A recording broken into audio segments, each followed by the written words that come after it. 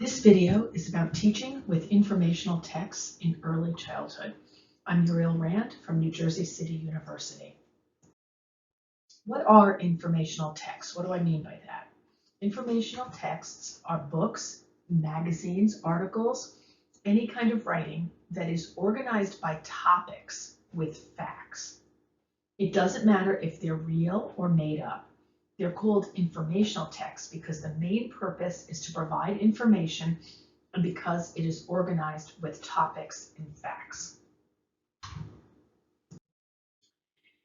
When we're teaching with informational texts, we can teach in two different ways. First, you can teach what the book is about, or you can teach how to read the book. So if you teach what the book is about, let's say it's a book about clouds, or about families around the world, you are teaching a science lesson or a social studies lesson. So if you have a book about clouds and your main focus in your lesson is all the different kinds of clouds, how clouds are formed, etc., then that's a science lesson. If you are using a book called Families Around the World and your main activity during the lesson is to learn about the different kinds of families and what they look like and where they live, then that's a social studies lesson. Those are good lessons. Those are good ways to use books, but they're not reading lessons. If you teach how to read the book, then you are teaching a reading comprehension lesson. So how do we do this? How do we teach informational text as a reading comprehension lesson? Well, the first thing we want to do is identify the reading standard. In the Common Core, that's Reading Information, or RI. In New Jersey, we use similar nomenclature. So Reading Informational Text is the RI standard. And then we're going to identify the reading strategy that that standard includes. We're going to model the strategy for the children, and then we're going to have the students practice that strategy, and then we're going to assess how well they do on that strategy. So what are these reading strategies? Well, let's go through them. There are 10 standards in New Jersey or in the Common Core, and I'm going to go through each of the reading informational text standards so that you can understand what the strategy is that you would be teaching your children. The first one is to ask and answer questions. With prompting and support, ask and answer questions about key details in a text: who, what, where, when, why, and how. You want to teach the students then to ask and answer questions while they're listening to or reading a text. Good readers do this while they're reading. What will happen next? Why did she do that? Where will she go next? Who is this character? What is she like?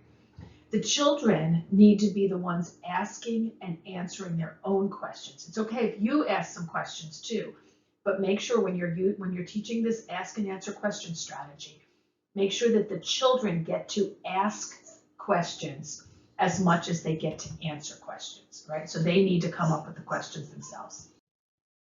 The second standard is to recall important facts. So with prompting and support, recall important facts from a familiar text. You want to teach them how to recall those important facts in a book. They need support in knowing how you do that. So good readers, what do good readers do? They look at the pictures, they make personal connections, they listen for facts and interesting information. So you want to model how you recall important facts from a book, and then have them use this strategy with many different texts. You know that you're focused on a reading strategy instead of a science or social studies strategy if you can do the same thing with different kinds of books. The next one, RI3, is connecting ideas.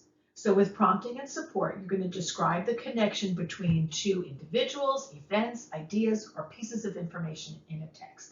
Because that's how we learn more about the topic, is by making these connections. So teach children that informational books have topics that relate to each other. Model how the information in books is connected. For example, you might say, see how these pages are all about where the whales live? These pages are all about what whales eat. The last section is all about what whales look like. These ideas are grouped together and connected. So again, good readers make connections between the ideas in an informational text. RI4 is figuring out unknown words in the text.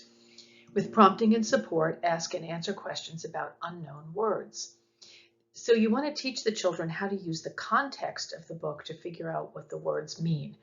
So in this book, What a Waste, we could ask, what does waste mean? And then we can look at the pictures to find it out, or we can read the rest of the page to get clues. We can ask someone what the word means. You're going to model using this strategy when you read, and then have the children identify words they don't understand and practice these strategies.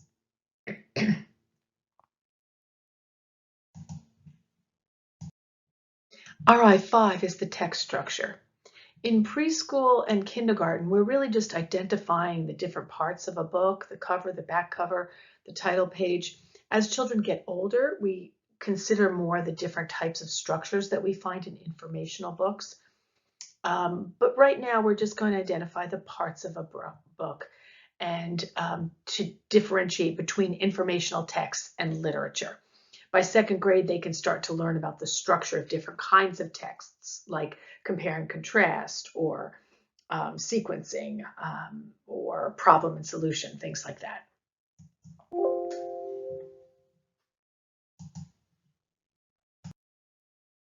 RI6 is author's purpose.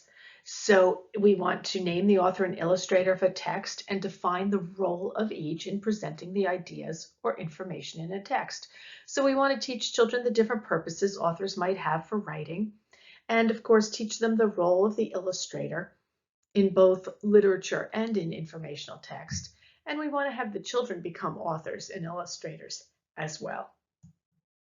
RI7 is the connection between the illustrations and the text. So with prompting and support, describe the relationship between the illustrations and the text in which they appear. So for example, what person, place, thing, or idea in the text does an illustration depict? So teach the children how the illustrations connect to the words. You can say, what do the illustrations show us? How do the pictures or photographs relate to the words? How does looking at the illustrations help us understand the text? Or can you draw a picture that goes along with your words? Again, as we teach them to be authors as well as to be able to read informational texts.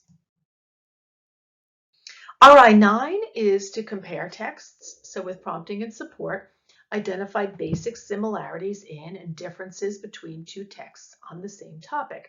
For example, what are the differences in their illustrations, or the similarities in the descriptions or the procedures? So how is this book on butterflies similar to the book we read yesterday? What did we learn from the first book? What did we learn from the second book? What was the same in both books? What information was different? So you're going to model how to compare the two texts during your reading time. And then RI10 is active engagement. Children will actively engage in group reading activities with purpose and understanding. Now, this means that we need to teach children how to do this. So what behaviors will help them to pay attention? What should their body be doing? What should their mind be doing? How can they ask or answer questions? And after you model this for them and teach them, you might even make an anchor chart of what they do while you're reading aloud. Then you want them to practice the behaviors with many books and many texts over time. So in summary, for a reading lesson, you're going to be teaching one of these standards, one of these reading strategies, rather than the topic of the book. You can also teach the topic of the book, but that's going to be done during science or social studies, or you're going to have a science or social studies lesson. Again, that's fine. But I want you to really understand that sometimes we teach the topic of the book and sometimes we teach the reading strategy. And if you're doing a reading comprehension lesson, then you're going to model and practice what good readers do. And you're going to use all of the standards throughout the year. So cycle through the different standards that are in this video.